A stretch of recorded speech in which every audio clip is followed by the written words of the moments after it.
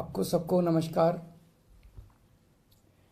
आपको याद होगा मैंने कुछ महीने पहले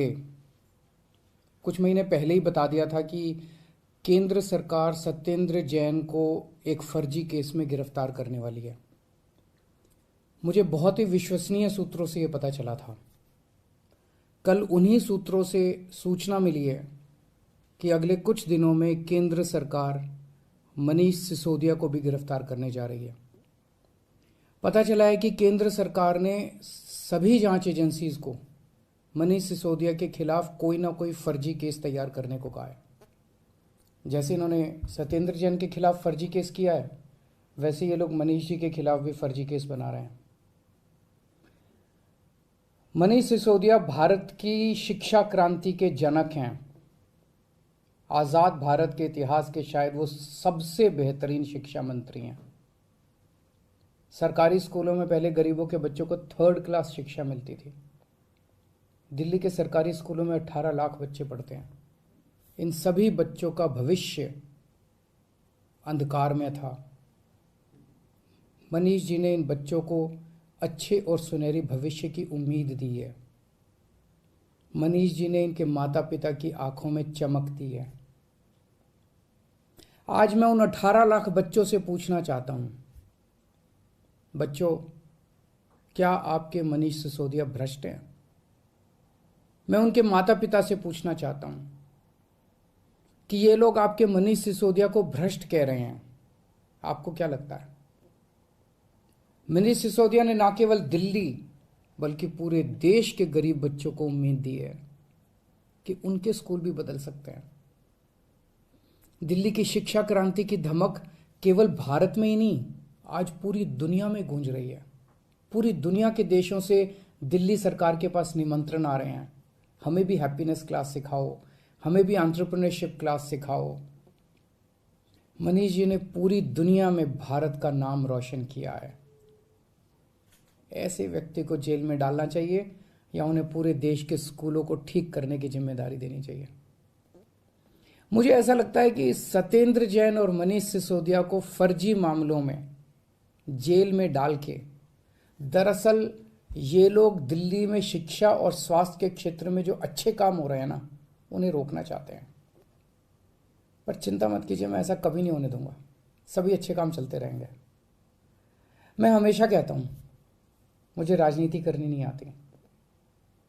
मनीष को और सत्येंद्र को जेल में डालने के पीछे इन लोगों की क्या राजनीति है, मुझे नहीं पता, मुझे समझ नहीं आता।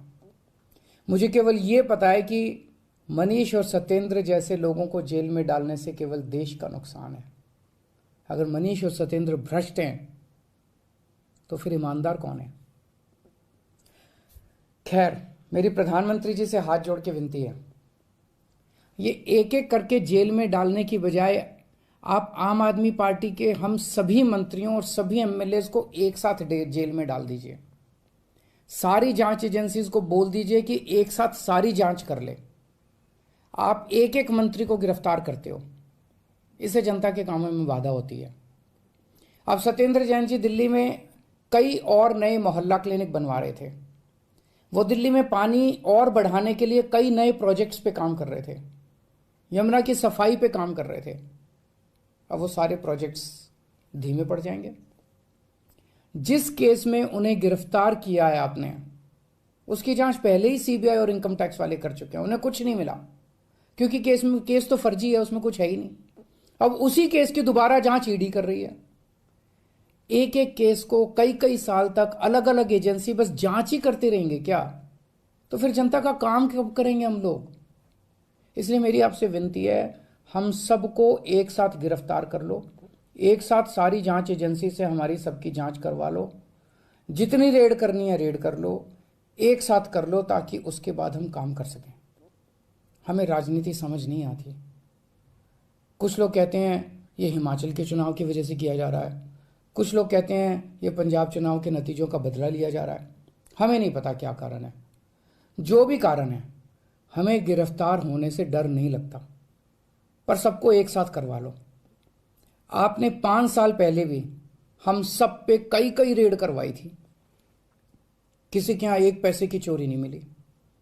हमारे 20 से ज्यादा एमएलएज को गिरफ्तार किया गया, सारे के सारे कोर्ट से छूट के आ गए। सब मामलों में कोर्ट ने जांच एजेंसियों को खूब डांटा कि ये क्या कर रहे हो। आज हम हर जगह गर्व के साथ मजाक में कहते हैं कि हम सब लोग मोदी जी से ईमानदारी का सर्टिफिकेट लेके आए हैं। अब फिर से ये जेल जेल का गेम शुरू हो गया। तो हमारी आपसे हाथ जोड़ के बस एक विनती है, हम सबको एक साथ गिरफ्तार करके सारी जांच करवा लीजिए। मुझे पूरा विश्वास है एक बार फिर से हम आपसे देश की सबसे ईमानदार और देशभक्त पार्टी का सर्टिफिकेट लेके जाएंगे। जय हिंद।